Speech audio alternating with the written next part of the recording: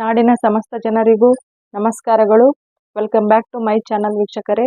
ಇಂದು ನಾವು ರಾಮನವಮಿ ಹಬ್ಬದ ವಿಶೇಷವಾಗಿ ರಾಮನವಮಿ ಹಬ್ಬದಂದು ನಾವು ಶ್ರೀರಾಮಚಂದ್ರನಿಗೆ ಇಷ್ಟವಾಗಿರ್ತಕ್ಕಂತಹ ನೈವೇದ್ಯಕ್ಕೆ ಏನು ಸಮರ್ಪಣೆ ಮಾಡ್ತೀವಲ್ರಿ ಆ ಒಂದು ರೆಸಿಪಿನ ನಾನು ಇವತ್ತು ನಿಮಗೆಲ್ಲ ಹೇಳ್ಕೊಡ್ತೀನಿ. ಬರ್ರಿ ನಾ ಏನೇನು ಮಾಡ್ತೀನಿ ಅಂತ ಹೇಳಿಗೆಸಿಂದ ನೋಡೋಣ. ಆಮೇಲೆ ಅದಕ್ಕೆಲ್ಲ ಏನು ಇಂಗ್ರೀಡಿಯೆಂಟ್ಸ್ ಬೇಕಂತ ಫಸ್ಟ್ ನೋಡೋಣ ಬರ್ರಿ. ಮೊದಲು ನಾನು ಹೆಸರುಬೇಳೆ ಕೋಸಂಬರಿ ಮಾಡೋದನ್ನ ತೋರಿಸ್ತೀನಿ ನೋಡ್ರಿ. 1 ಕಪ್ ಅಷ್ಟು ಹೆಸರುಬೇಳೆಯನ್ನ ನೆನೆಸಿ ತಗೊಂಡಿನ್ರಿ ನಾನು. ಆಮೇಲೆ ಸಣ್ಣದಾಗಿ ಹೆಚ್ಚಿರ್ತಕ್ಕಂತಹ ಕ್ಯಾರೆಟ್ ಒಂದು ಅರ್ಧ ಸೌತೆಕಾಯಿ, ಆಮೇಲೆ ಹಸಿ ಕೊಬ್ಬರಿನ ಸ್ವಲ್ಪ ತುರಿದ್ಬಿಟ್ಟು ತಗೊಂಡಿನ್ರಿ. ಸ್ವಲ್ಪ ಕರಿಬೇವು ನೋಡ್ರಿ. ಹೆಸರುಬೇಳೆ ಕೋಸಂಬರಿ ಮಾಡ್ಬೇಕಾದ್ರೆ ನೋಡ್ರಿ ಈ ನೆನೆಸಿದಂಥ ಹೆಸರುಬೇಳೆಯನ್ನ ಫಸ್ಟು ಒಂದು ಪಾತ್ರೆ ಒಳಗೆ ಹಾಕೊಂತೀನಿ ನೋಡ್ರಿ ನಾನು. ಇದಾದ ನಂತರ ಏನು ತರಕಾರಿಗಳನ್ನೆಲ್ಲ ಹೆಚ್ಕೊಂಡಿದ್ವಲ್ರಿ ಒಂದೊಂದಾಗಿ ಇದಕ್ಕೆ ಹಾಕ್ತೀನಿ ನೋಡ್ರಿ ನಾನೀಗ. ಫಸ್ಟು ಒಂದು ಕ್ಯಾರೆಟ್ನ ಹೆಚ್ಚಿ ತಗೊಂಡಿನ್ರಿ. ಆಮೇಲೆ ಸೌತೆಕಾಯಿ ರೀ, ಹಸಿ ಕೊಬ್ಬರಿ ನೋಡ್ರಿ, ಇದು ಸ್ವಲ್ಪ ತುರಿದು ತಗೊಂಡಿರೋದು. ಇದರಿಂದ ಟೇಸ್ಟ್ ಇನ್ನೂ ಸ್ವಲ್ಪ ಜಾಸ್ತಿ ಆಗೈತ್ರಿ. ಸಣ್ಣದಾಗಿ ಕಟ್ ಮಾಡಿರ್ತಕ್ಕಂತಹ ಸ್ವಲ್ಪ ಕರಿಬೇವಿನ ಸೊಪ್ಪು ಮತ್ತು ಕೊತ್ತಂಬರಿ ಸೊಪ್ಪು ಹಾಕೊಂಡಿನಿ ನೋಡ್ರಿ. ಈಗ ಇದಕ್ಕೆ ನಾವು ರುಚಿಗೆ ತಕ್ಕಷ್ಟು ಉಪ್ಪನ್ನು ಸೇರಿಸಿ ಮಿಕ್ಸ್ ಮಾಡಿದ್ರೆ ಕೋಸಂಬರಿ ರೆಡಿ ಆಗುತ್ತೆ ನೋಡ್ರಿ.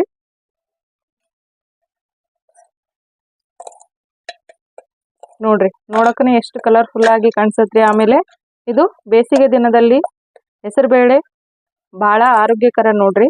ತಂಪಾದಂತಹ ಒಂದು ರೆಸಿಪಿ ನೋಡ್ರಿ ಇದು.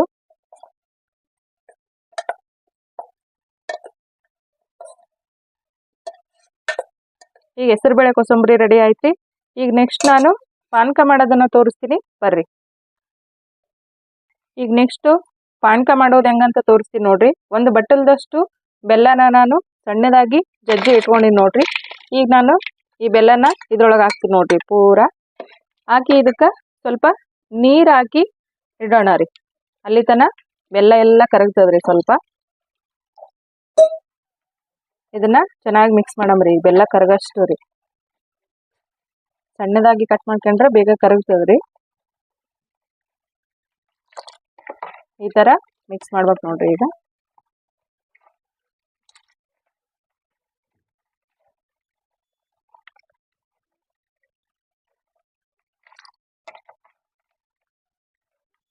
ಬೆಲ್ಲ ಕರಗಿದ ತಕ್ಷಣ ಒಂದು ಸ್ವಲ್ಪ ಉಪ್ಪು ಇಷ್ಟೇ ಹಾಕ್ಬೇಕು ನೋಡ್ರಿ. ಚಿಟಿಕೆ ಉಪ್ಪು ಹಾಕ್ಬೇಕು. ಇದು ರುಚಿ ಹೆಚ್ಚಾಗುತ್ತೆ ಸ್ನೇಹಿತರೆ ಉಪ್ಪು ಹಾಕೋದರಿಂದ, ಯಾವುದೇ ಒಂದು ಸಿಹಿಗಾಗಿರ್ಬೋದು. ನೆಕ್ಸ್ಟ್ 1 ಕಪ್ಪಿನಷ್ಟು ಕರ್ಬೂಜದ ಹಣ್ಣನ್ನು ಸಣ್ಣಾಗಿ ಕಟ್ ಮಾಡಿ ಇಟ್ಕೊಂಡು ನೋಡ್ರಿ. ಈಗ ಇದನ್ನ ಇದಕ್ಕೆ ಮಿಕ್ಸ್ ಮಾಡ್ತೀನಿ ನೋಡ್ರಿ.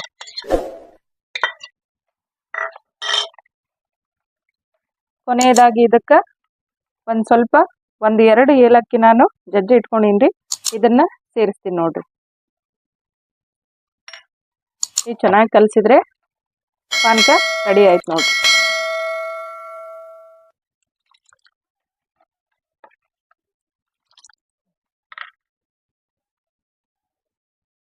ಈ ಕೊನೆಯದಾಗಿ ನಾನು ಮಜ್ಜಿಗೆ ಮಾಡೋದು ತೋರಿಸ್ತೀನಿ ನೋಡ್ರಿ. ಮಜ್ಜಿಗೆ ಮಾಡ್ಬೇಕಾದ್ರೆ ಒಂದು ಮಿಕ್ಸಿ ಜಾರಿಗೆ ನಮ್ಗೆ ಎಷ್ಟು ನಾವು ಮಜ್ಜಿಗೆ ಎಷ್ಟು ಮಾಡ್ತೀವಲ್ರಿ ಅದರ ಪ್ರಕಾರ 1 ಕಪ್ಪು ಅಥವಾ 1.5 ಕಪ್ಪು ಮೊಸರನ್ನ ನಾವು ಇದರಲ್ಲಿ ಹಾಕೋಬೇಕ್ರಿ.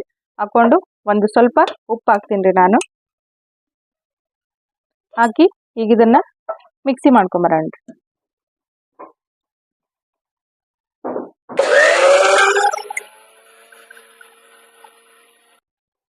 ಈಗ ನಾನು ಮಜ್ಜಿಗೆ ರೆಡಿ ಆಗದ್ ನೋಡ್ರಿ. ಈಗ ಮಿಕ್ಸಿ ಮಾಡ್ಕೊಂಡ್ ಬಂದಿನ್ರಿ ಮೊಸರನ್ನ.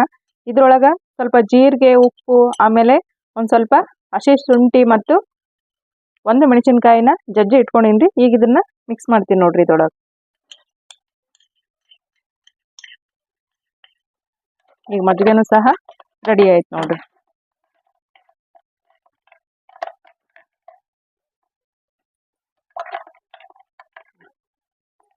ಶ್ರೀರಾಮನಿಗೆ ಇಷ್ಟವಾಗಿರ್ತಕ್ಕಂತಹ ಸಿಹಿ ಪಾನಕ ಆಗಿರ್ಬೋದು, ಮಜ್ಜಿಗೆ ಆಗಿರ್ಬೋದು, ಆಮೇಲೆ ಹೆಸರುಬೇಳೆ ಕೋಸಂಬರಿ ಆಗಿರ್ಬೋದು, ಇದು ರೆಡಿ ಆಗ್ಯದ ನೋಡ್ರಿ. ಈಗ ದೇವ್ರಿಗೆ ಸಮರ್ಪಣೆ ಮಾಡಕ ಈ ಒಂದು ರೆಸಿಪಿ ನಿಮ್ಗೆ ಇಷ್ಟ ಆಗಿತ್ತು ಅಂತಂದ್ರೆ ನಮ್ಮ ವಿಡಿಯೋನ ನೋಡ್ರಿ, ಲೈಕ್ ಮಾಡ್ರಿ, ಶೇರ್ ಮಾಡ್ರಿ ಮತ್ತು ಸಬ್ಸ್ಕ್ರೈಬ್ ಆಗೋದನ್ನ ಮಾತ್ರ ಮರಿಬೇಡ್ರಿ ಸ್ನೇಹಿತರೆ.